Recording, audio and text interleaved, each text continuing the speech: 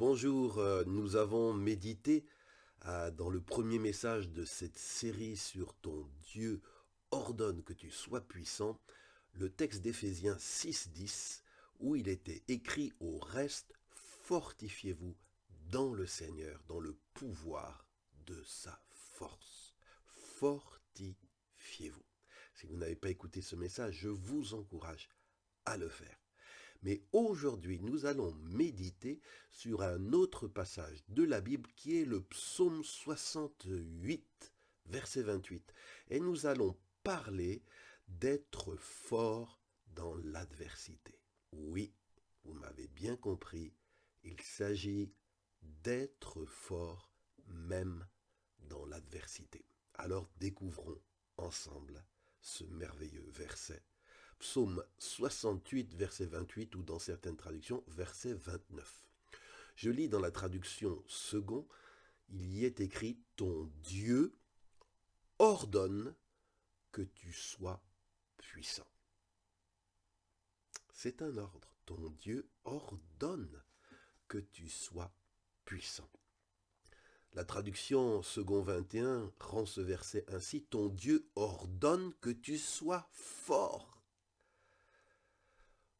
Ton Dieu, dit la traduction Tob, a décidé que tu serais fort. Donc non seulement il te l'ordonne, mais il te donne ce qu'il ordonne. Il a décidé, c'est son désir, c'est son plan que tu serais fort.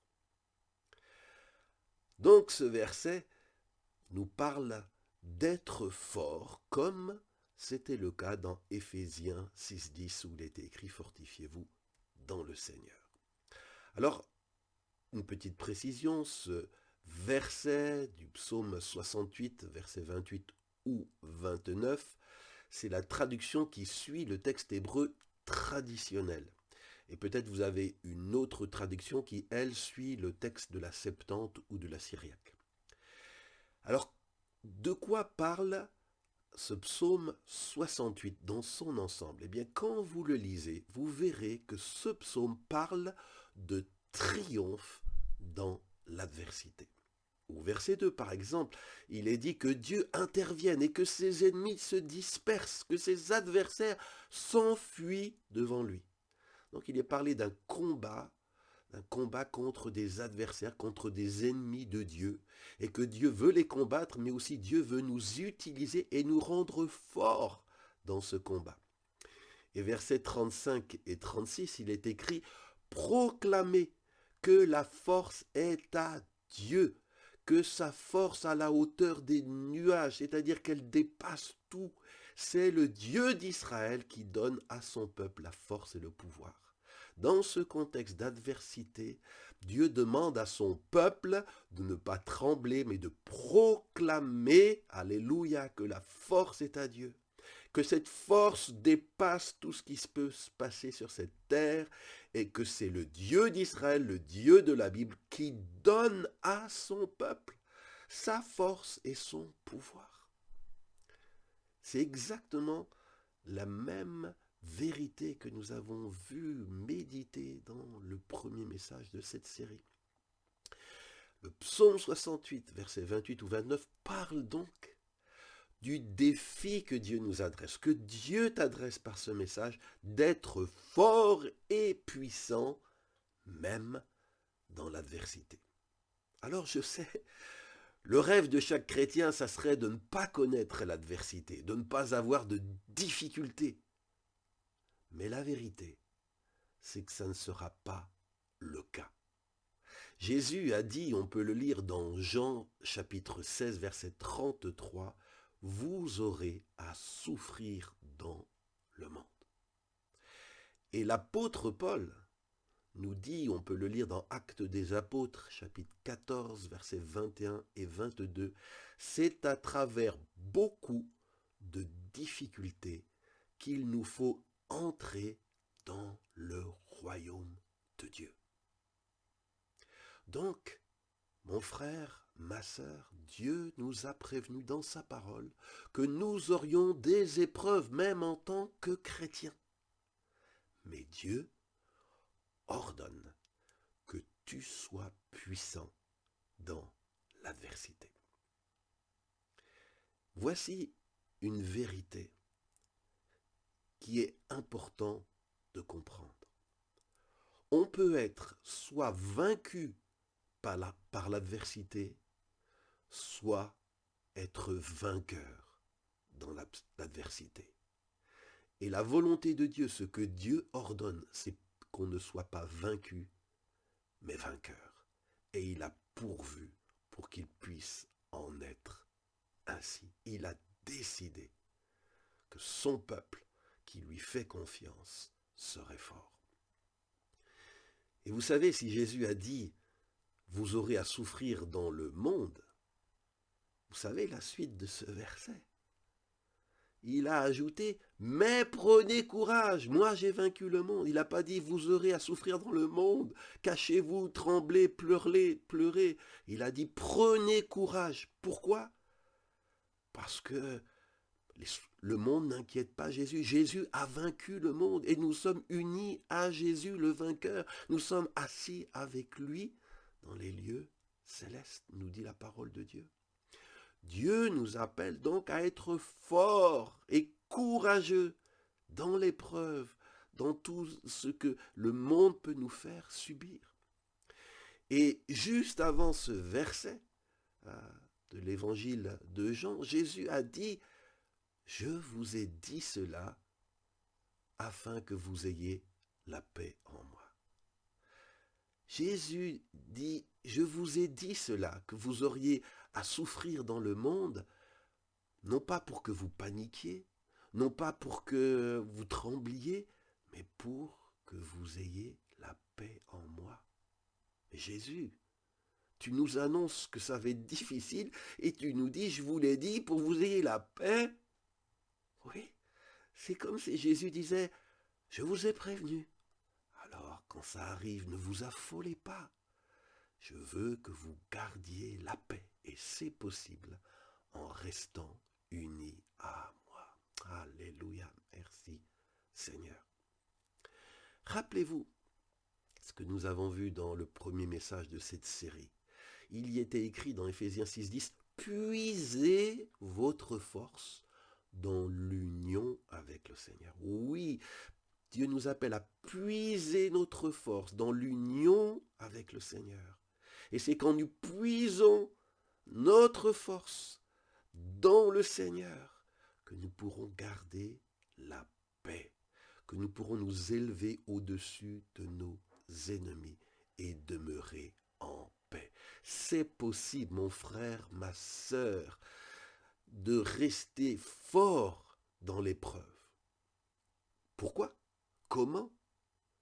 Eh bien, l'Écriture nous dit, on le lit dans Philippiens 4,13, « Je puis, tu puis tout par Christ qui te fortifie. » Fortifiez-vous dans le Seigneur.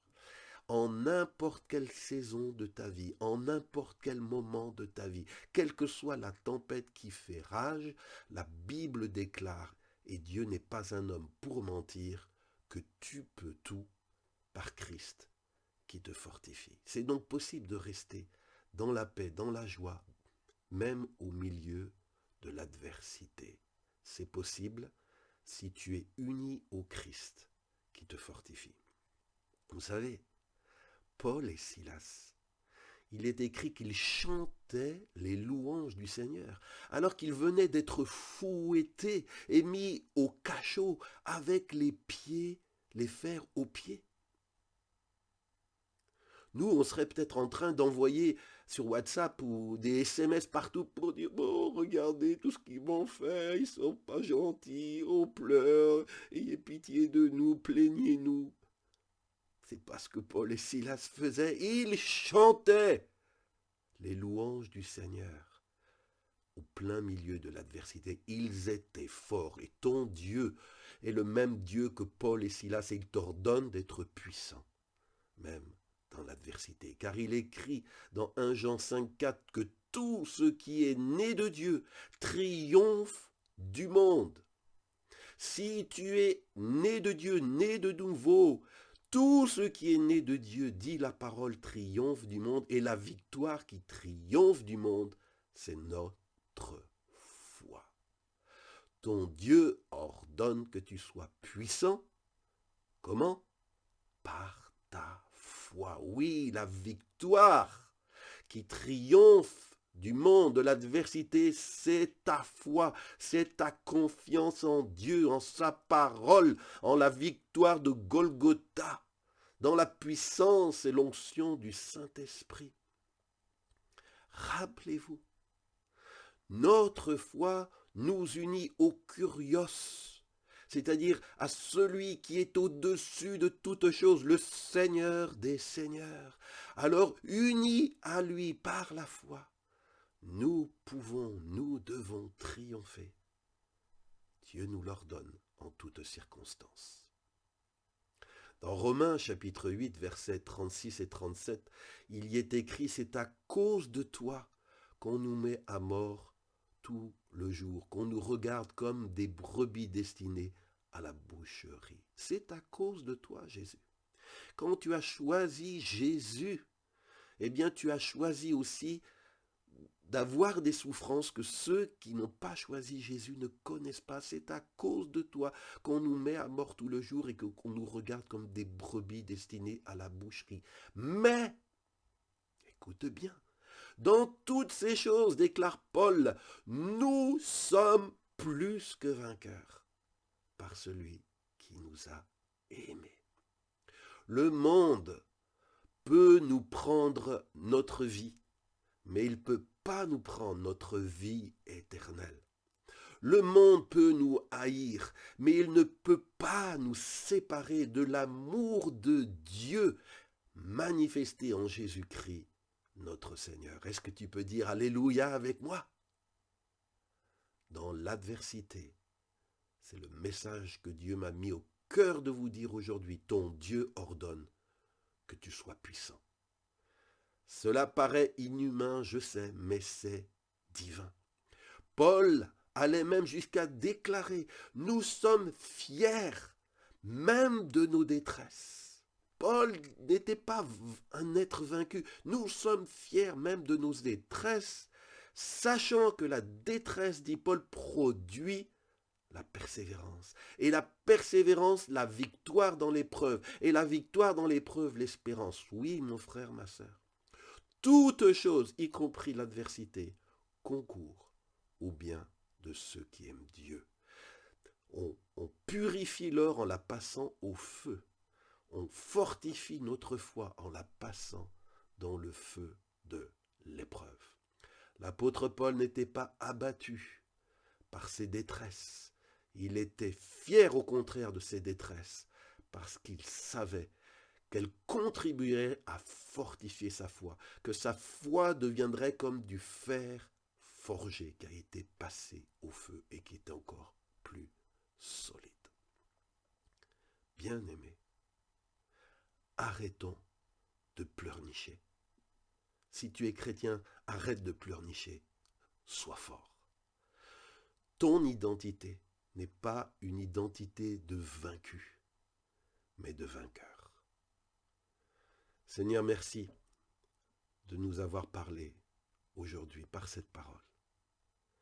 Pardonne-nous, Seigneur, chaque fois que nous nous sommes, Seigneur, découragés devant l'épreuve, où nous nous sommes plaints, où nous avons baissé, courbé l'échine devant l'adversité, devant l'adversaire. Baissé la tête comme des vaincus. Mais Seigneur, nous sommes de la tribu du lion de Juda. Tu nous dis de relever la tête face à nos ennemis. Et tu nous ordonnes d'être forts, forts en toi, parce que nous pouvons tout par toi. Et je prie pour mon frère, ma sœur qui m'écoute. Rends-le fort, donne-lui à cœur, Seigneur, de se fortifier en toi pour qu'il s'élève au-dessus de toutes les difficultés qu'il traverse. Et que même dans la vallée de la tempête, son cœur puisse demeurer en paix. Au nom de Jésus. Amen. Bien-aimés, ce message Il existe aussi en version vidéo sur ce site et donc vous pouvez l'écouter aussi non, je veux dire en écrit, pardonnez-moi. Il existe aussi sous forme de texte écrit et vous le trouverez donc sur ce site dans la section sur notre identité. Et je vous mets le lien vers le texte de ce sermon, de ce message, dans le descriptif de cette vidéo. Si vous cliquez sur ce lien, vous aboutirez directement sur l'écrit. Vous pouvez le lire, le relire, l'imprimer, le photocopier, le distribuer, l'utiliser pour faire un message que vous partagerez autour de vous. C'est là à votre disposition. Et pour finir, si vous avez été édifié, si vous êtes édifié par cette série de messages, je vous encourage à la partager autour de vous. Et je vous donne rendez-vous vendredi prochain. Ne manquez pas pour la 3e partie de cette série sur ton Dieu ordonne que tu sois fort puissant. Alors je vous dis à vendredi prochain. Que Dieu vous bénisse.